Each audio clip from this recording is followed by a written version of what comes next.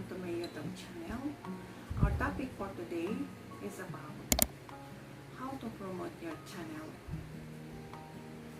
As part of our engagement, you need to subscribe, push the button below, and like and share para magiging updated kayo sa aking video.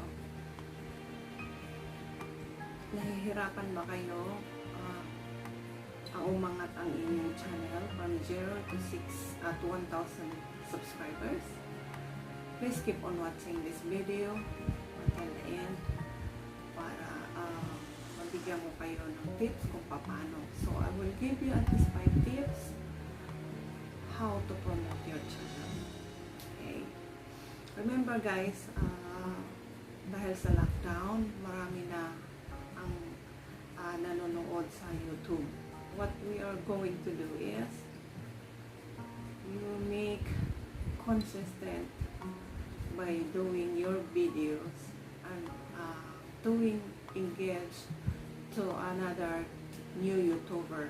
So the first thing that we are going to do now is collaborate the videos that same on your niche.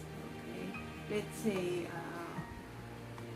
your niche is fitness, so you can search them and then you can all search the videos, like and share, and of course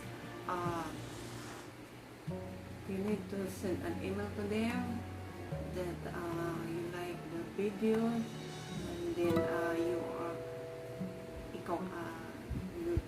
as a YouTuber. So, ang gagawin mo is makipag-collaborate ka sa kanila. Remember guys, Mr. Best, bibigyan ko kayo ng example. Mr. Best is a very well-known in the world as a YouTuber ngayon. Okay? Nag-start siya 5 years. Wala talagang nanonood sa kanyang mga videos kasi hindi pa siya marunong talaga. So basta na lang gawa siya ng gawa, pero consistent yung kanyang gawa guys. One day after 5 years gumawa siya ng kanyang videos, umangat siya na ngayon ang pinaka top 10 sa best YouTuber. So kumikita na siya ng $1 million sa YouTube. So may another example of a YouTuber who was grow up after 3 years, which is regarding the lifestyle of Nastia, like Nastia YouTube channel. So you can search them. She started from 3 years old, and then after 3 years she's also consisting of making a video, sending to friends, and then of course download in YouTube by helping on his parents. Okay, after 3 years, and then she already 7 years, last 2019 up to now, she gained about their revenue of $18 million annually. See? So, makikita ninyo yung consistent talaga is number 1K in our success. So, kung ikaw ay nahihirapan natuturete na dahil hindi umaangat yung video mo, kailangan pag-aralan mo to. So, please keep on watching on this my video, because this is the key to success. Alright? Second way of our tools is stand search engine organize. So right guys, may full video ka na. All you are going to do is search. Ano ang isi-search mo guys? Pupunta ka sa Google. Remember guys, Google is the owner of YouTube. Okay? So, YouTube refers to Google. So, we need to search at the Google site and search what title is about, and then the video were about also, and then what word saying on your videos. Okay, so algorithm, which is the searching engine, siya yung mag-organize ng video mo kung okay siya sa title mo or hindi. So, that's why yung iba hindi sila nag-move dahil hina-hide ni algorithm yung inyong channel dahil mali yung pagkalagay ninyo ng title. What's up that, guys? Remember that. So, you need to search the exact title and then put it on your description box. So, you put a title. Ulitin ko. Exact title. Let's see kung fitness yung ano mo, yung channel mo. So, mag-search ka dun sa mga kagaya mo ng NES. So, gagawin mo is titignan mo kung paano nila ginawa, kung paano, tapos mag-message ka of course doon reel mo para at least matulungan ka rin nila. Pero wag yung spam na sasabihin mo. Ganito ang sasabihin mo, nagustuhan ko tong channel mo kasi isa din ako sa baguhan, so sana malaking tulong ito sa pag-angat ng aking channel. Alam niyo ba guys, kapag nag-search tayo ng related sa video natin, makikita yan sa suggestion side. So, isa-suggest ka ni YouTube na yung video mo is related sa video na yan. So, makikita mo din doon sa platform mo na nandoon suggested yung video na ginawa mo dahil nagsisearch ka doon sa mga kagaya mong NES na video. Alright guys, our next topic is social media. So, sa social media naman, pwede mong i-promote yung YouTube channel mo doon. Let's see, sa Instagram, tsaka yung sa Facebook. So, pwede mong i-promote yung channel mo dyan.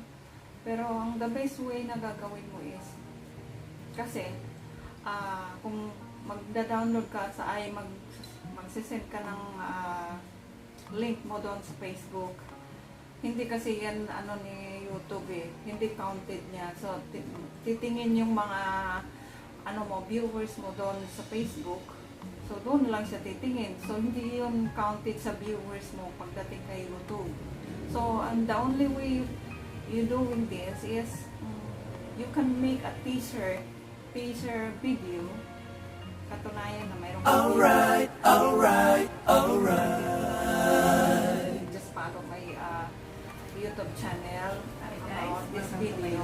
Like that, and then the video for today sa this is it. Okay, so kung sa Facebook naman po kanina pa nung meron. Okay, picture mo doon or picture. I don't know. Let's say yung thumbnail mo. Pwede mo siya nalagyan ng caption. Just follow on my YouTube channel like that. And then, pinaka-the best talaga na gagawin mo is yung sa community tab natin. Pagkatapos ng video mo, pwede ka maglagay doon sa community tab. Kung sa inyong mga paguhan, alam ko hindi pa ninyo alam yan. Pero pagkatapos ng video nyo, pwede kayong mag-create ng community tab ninyo. Sarili nyo community tab. At i-promote ninyo yung mga videos nyo doon. Okay? And then, avoid sub to sub guys. Kasi nangyari na yan sa akin. Ang ginawa ko is, sumasali ako ng mga live streaming. And then, of course, magkakaroon tayo ng mga doon subscribers. Kaso guys, sinusubscribe ka ng mga subscribers na yon dahil sinubscribe mo sila. Ngayon, may tendency na i-unsubscribe ka nila. Ganyan ang Kaya ako umangat ako. Umabot ng 1 year. So, ang hirap talaga guys. Kasi hindi ko pa alam kung anong dapat kong gagawin. So, ngayon na alam ko na. So, ito na yung sinusunod ko. Kaya pinag-aralan ko ito. Gumawa ako ng tutorial para alam din ng lahat dahil alam ko na kung anong dapat gagawin.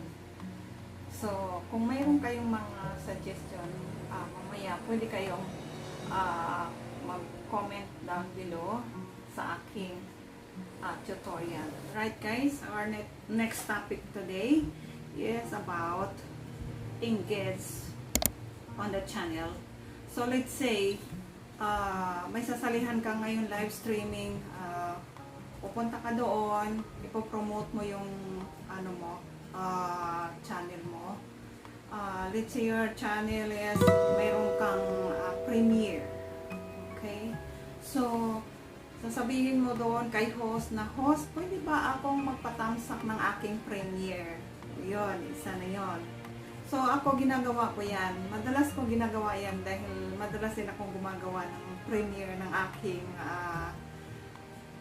minsan kapag may birthday, minsan kapag may madalas akong gumagawa kasi ng aking fitness kasi yung aking channel is home fitness and then cooking.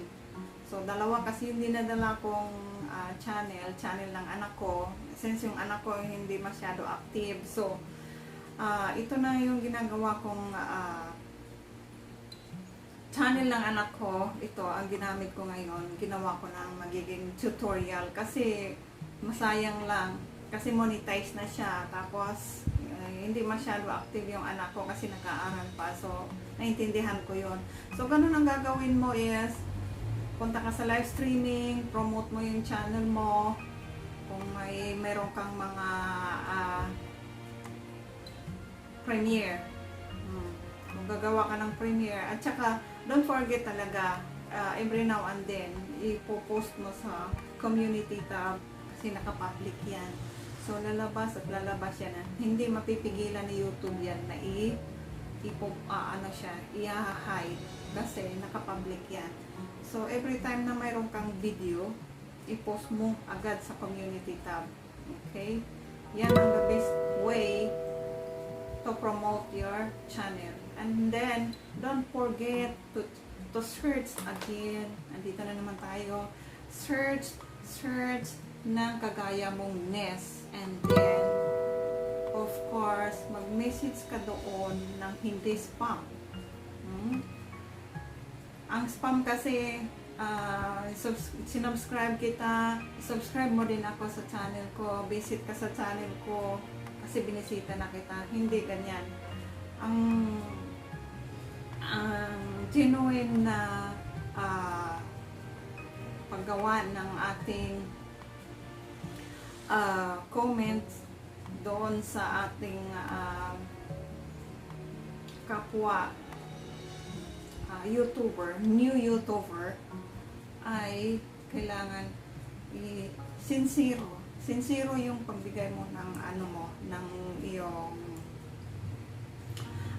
comment doon na hindi magiging spam. Okay?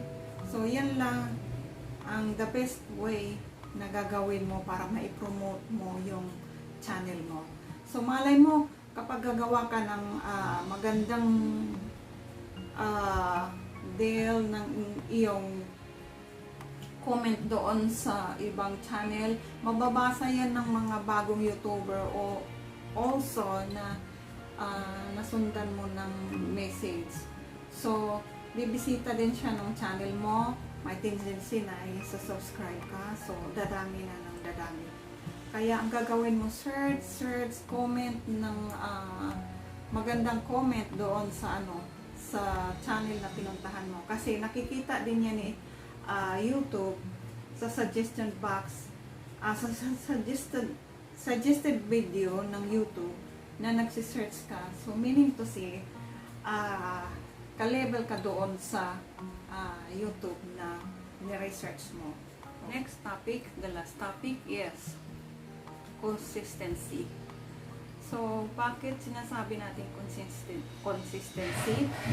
Kailangan once or twice a week magda-download ka ng video.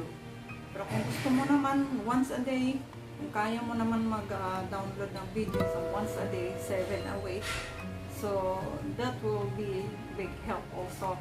Kasi kung ikaw ay baguhan pa lang, so wala pa ganong nanonood sa'yo, so let's say, palagay na lang natin, twice ka nagda-download ng video. So, how many days are there in 1 year? So, let's say, twice a week tayo nag-download ng ating video. Sa 6 months, mayroon tayong 52 videos. Sa 1 year, mayroon tayong 104. See? So, dami. So, kung pakunti-kunti naman yung subscribers natin, sa 152 na videos yan, hindi ka ba magiging monetize niyan? So, just keep on consistent. Kaya ang consistent, guys, is number 1K in our tools in this lesson. Okay? Alright guys, I'm done my topic about my 5 how to promote your channel, and then look at the description. Yan ang susunod kong gagawing video. And of course guys, kung baguhan ka sa aking channel, don't forget to subscribe and comment down below, kasi mamimili ako ng magandang comment sa ibaba ng aking channel, para magbibigay din ako ng Gcash load. Okay? And sana makita-kita tayo sa next kong video. Don't forget to subscribe once again. Okay? So, isipin nyo na lang na parang pamilya ko na kayo. Ikan ko kayo. Mag-comment lang kayo sa ibaba. Okay? Bye!